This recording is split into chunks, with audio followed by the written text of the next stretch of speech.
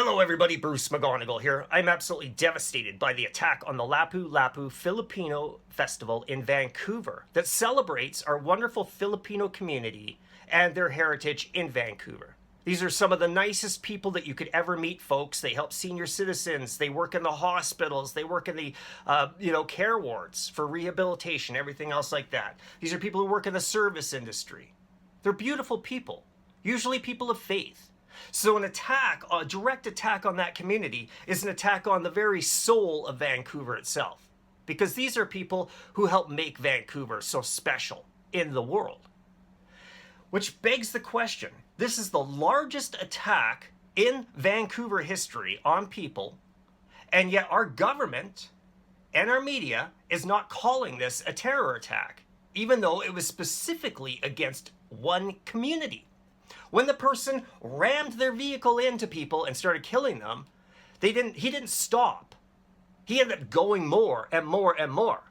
11 people are dead, folks. Over 20 are injured, and many of them might not make it. They're not looking good. So we have to be prepared for a higher body count. This should be a terror attack. If it's not a terror attack, then we have redefined what terrorism truly means, just the way that we have redefined what a woman means, folks. We're not calling a spade anymore, is what I'm saying. And it's getting really, really, really dangerous for all of us how flexible terms like terrorism and fascism and everything else like that get used in Canada. We have people chanting death to Canada in October of 2024 in Vancouver. Remember, folks? I do. Listen. Death to Canada! Death to the United States! And death to Israel! There you have it, folks. She's not alone either. Here's from Ontario, Gada Sassa, she, they pronouns. Listen to what she tweeted out on X. I'm going to read it to you right now, folks. Apparently this needs to be said. If Indigenous people were to rise up in Canada and engage in an armed struggle against settler colonialism, I would 100% support them. I'm not a hypocrite. It's not a gotcha moment when racists remind me that I am a settler. So she is openly on X encouraging people to rise up and violently attack other people. I reported it. X said no, her speech is just fine. But guess what, folks? I haven't been able to log into X for 5 days. I logged in briefly and then it kicked me back out. 5 days I've been locked out of X during an election because it says there's suspicious login activity from a device I use in my own home all the time, right? And I use two-step authentication. They still said, no, well, something's wrong with your account, suspicious, you're done.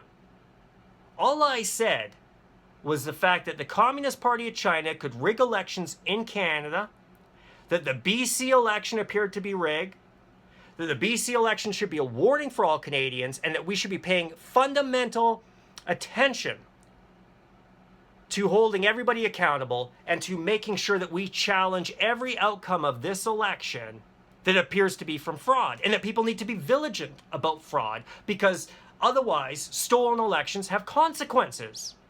Like bad judges, bad senators. Who appoints all of these bad people who keep letting criminals out? I'll tell you, it's the governments that keep getting elected because of vote splitting, and the governments that keep getting elected because people stop holding government accountable and are too afraid to even either A, go and vote, or vote for their conscience. What we have faced now in Canada is the realization that the government is perfectly okay with extended periods of violence. They're okay with terror attacks happening on our soil, and they will cover it up. Just like with the Danforth shooter, they had their own PR team ready to go to hit the ground running. So if a Muslim created a terror attack in Canada, or there was an attack in Canada by a Muslim, there was a team ready to go to liaison with news in Canada, MSM, whether they're print, online, or on the air, to ensure that people were following the fundamentals of M103. This is the consequences of stolen elections, right? This is the consequence of not voting out bad governments. We get more and more and more garbage, and we become so far left-wing that 50,000 people in Canada can die And our government doesn't even blink. They go, here's some more naloxone and needles. The very things that didn't work to stop the crisis, they will continue with, which tells you right now they want the crisis. They don't care about the Filipino community at all. All these crocodile tears that you see are nonsense. If they cared, they would be calling this an act of terror against a community. The person who did this didn't just slam into them. He turned around and intentionally tried to cause as much harm and death as possible to a small community in Vancouver during a day to celebrate them.